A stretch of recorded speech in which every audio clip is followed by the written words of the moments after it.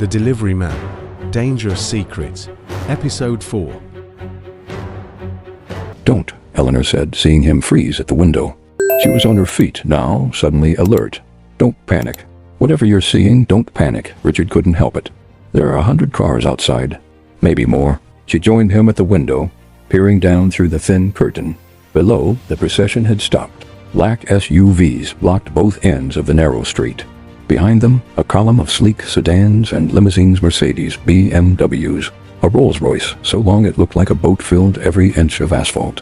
Men in dark suits were getting out, speaking into their wrists, scanning the building. "That's my brother's doing," Eleanor said quietly. "Charles always did have a flair for the dramatic. What do they want?" "Me, and probably to intimidate you into handing me over." A knock came at the door, not a polite knock. A sharp, commanding rap, rap, rap that meant business. Richard looked at Eleanor. She looked at him.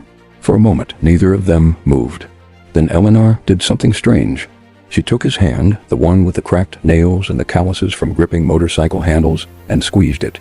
"Whatever you say next, I won't blame you. You didn't ask for any of this." The knock came again, louder. Richard crossed the room and opened the door. A man stood in the hallway. He was tall, silver-haired, dressed in a charcoal suit that probably cost more than Richard's entire building. His face was carefully neutral, but his eyes were scanning the room behind Richard with the precision of a security camera. "Richard George," the man said. It wasn't a question. "My name is Prescott. I am the Vance family's head of security. I'm here to retrieve Miss Vance." Behind him, Richard could see 2 more men in suits blocking the stairwell. And beyond them, on the landing below, more footsteps. "She's not a package to be retrieved," Richard said. Prescott's eyebrow twitched. It was the only crack in his composure. "Mr. George, you don't understand the situation. Miss Vance is unwell. She left in the middle of a medical emergency. Her family is very concerned." From inside the room, Eleanor's voice came sharp and clear. "I am not unwell, Prescott.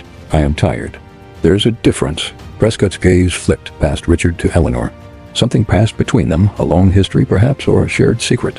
Then he sighed, and for just a moment, the mask slipped. "Miss Vance, please. Your brother has already contacted the police. He's filed a missing persons report with a note about possible coercion. If you don't come willingly, Mr. George here could be charged with kidnapping." Richard felt the floor drop out from under him. Richard felt the floor drop out from under him. Kidnapping. The word hung in the air like a blade. Eleanor stepped forward, her face pale, but her jaw set. "Then I'll go with you," she said quietly. "But not because Charles says so. Because I won't let him destroy this man's life." She turned to Richard. "Thank you for the tea, for the rice, for seeing me as a person and not a problem." She walked toward the door, and then she whispered something in his ear that made his blood run cold. "Don't trust anything they say about me. And don't throw away that notebook under your mattress." To be continued in the next episode.